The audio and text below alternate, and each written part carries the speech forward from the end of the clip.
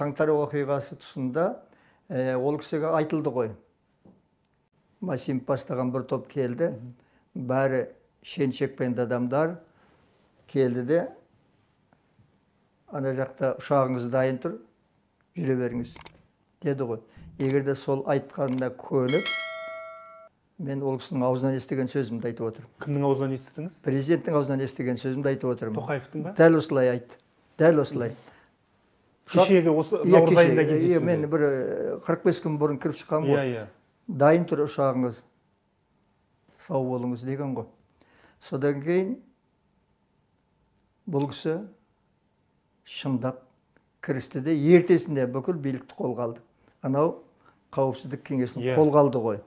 Оның көптеген процедурасы болатын, оған қарамады да, өз жарлық қаулы шығарды да, билікті қолға алды да, сол Масимовты отырғызды. Қасындағыларды да отырғызды. Отырғызу әлі жүріп жатыр.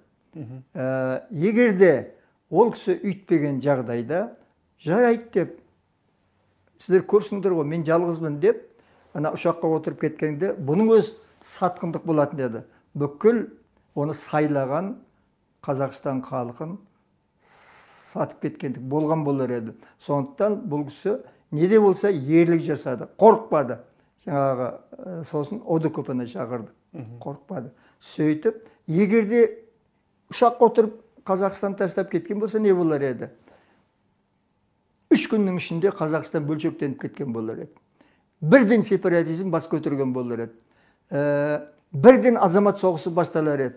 Ол қаңтар оқиғасы далада қалатын еді. Ол ойыншық болып қалатын еді. Бүкіл халық көшеге шығатын еді. Мен президентке айттым, міне 75-ке келген, мен де шығар едім көшеге. Мен кез келген адамның президент болғанын қаламаймын. Қаламаймын. Заңсыз күшпенен келгенін қаламаймын. Бәріміз көшеге шығатын едік те, және қазақтар бір-бірін қыра бастаған болар еді. Бөлініп, мүмкін тіптен жаңа өңір болып, аймақ болып бөлініп кеткен болар еді. Кім біледі? Мінекей Құдай бізді осыдан сақтады. Бұл Тоқаевтың өз аузымен сізге айтып берген. Ол кісі ерлік жасады деп білемін. Өйстіп билікті қолға алып, ол кісі маған былай деді: менің президенттік және перзенттік парызым осылай болды. Мен басқаша шешім қабылдай алмадым. Биліктен мен кетсем, тек шашырап кететін еді Қазақстан. Солай болатын еді. Ана Тәжікстандағы баяғы азамат соғысы далада қалатын еді. Өйткені Қазақстан деген ол үлкен мемлекет қой. Далада қалатын еді.